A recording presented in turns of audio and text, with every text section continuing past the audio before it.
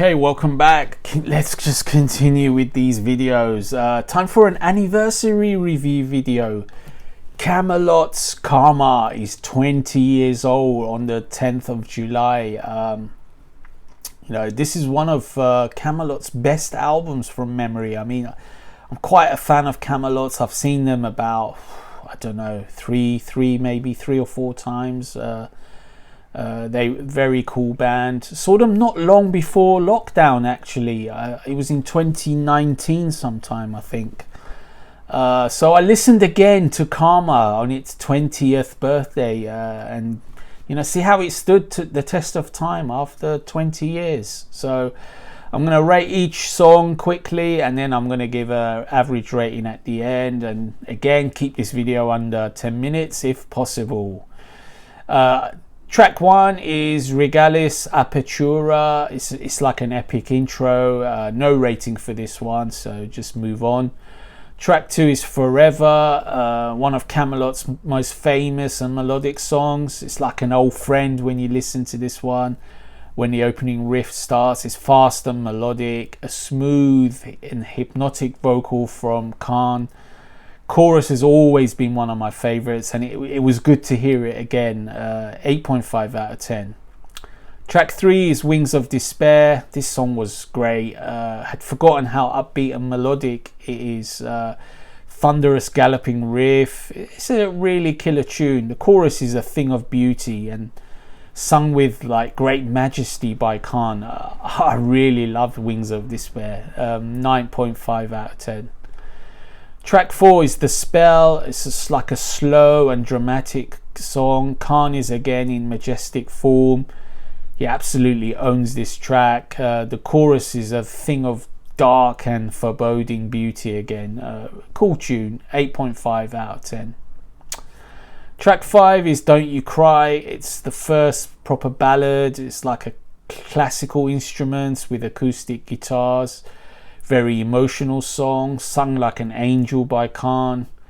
I just don't gravitate towards ballads. It's not really my thing in general, apart from, the odd ballad here if you can.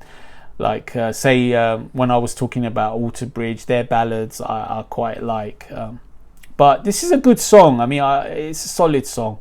So I give it a respectful 7.5 out of 10. Track 6 is Karma. It's the title track. It's got an Arabic sounding keyboard line over a steady riff, a great calm vocal as usual, bringing some memories back. The song is just amazing. That's all there is to it, really. I mean, it really sounded good on this replay. Very dramatic, very melodic, very cool. 9.5 out of 10. Track 7 is The Light I Shine on You. Don't recall this track before, but it's a nice, relaxed, mid-tempo track. The chorus is again very cool. Very nice melody in it. Khan sings it very well. I mean, it's so good to hear Khan again. I mean, I don't listen to Kamelot often, but for this anniversary review, I went into Kamelot mode, and I really enjoyed this song again. 8 out of 10 for The Light I Shine on You. Track 8 is Temples of Gold. This is like a slower, almost ballad-like song.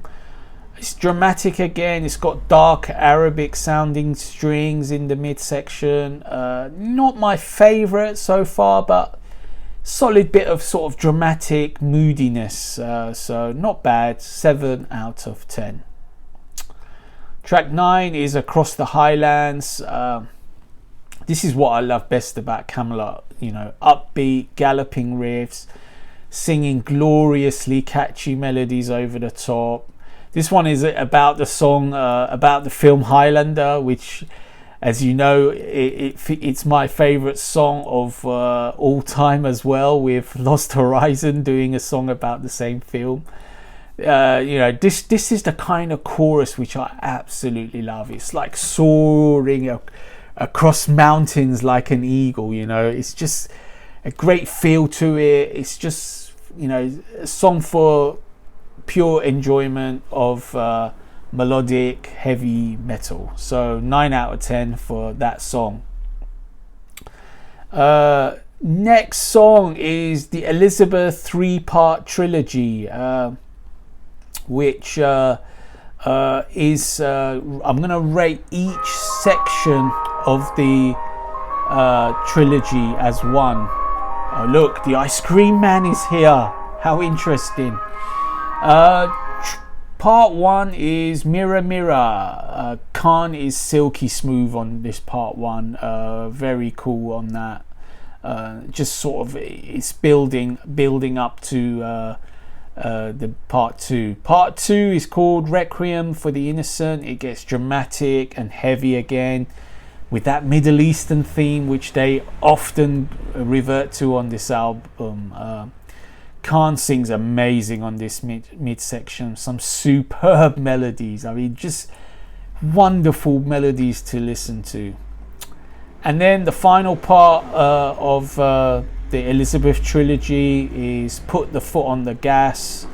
You know, it's called Fall from Grace, sorry, and they put the foot on the gas finally with some of the fastest and heaviest moments of the album. A possessed sounding vocal from Khan, like he's channeling some inner demon. He's not sort of growling, but he's sort of not singing his smooth vocal, if you like. As a 3-part piece, the Elizabeth trilogy gets a 9 out of 10. It's very ambitious, it's very dramatic. It's just magical to listen to, you know, the extravagant melodies that they use. Very, very cool. So, final thoughts. The album has definitely stood the test of time of 20 years.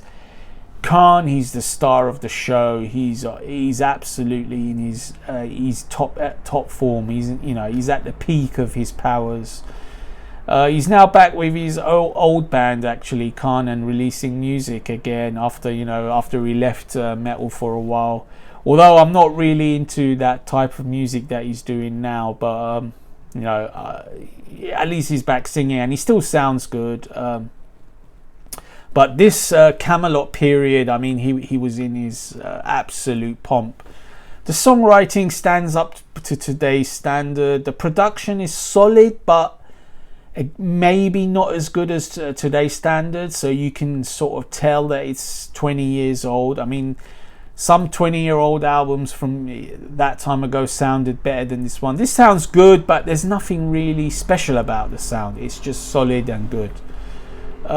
Maybe a remaster would help. The album still remains one of Kamelot's best, you know. I remember liking the Black Halo a little bit more than this one, which was released, I think, in 2005, sometime after this. But for this album, my average score is 8.5 out of 10. I mean, I really enjoyed this listen. Epic album after 2 decades. What can I say? Check out Kamelot's Karma if you've never listened to it. It's 20 years old. Okay, stay tuned.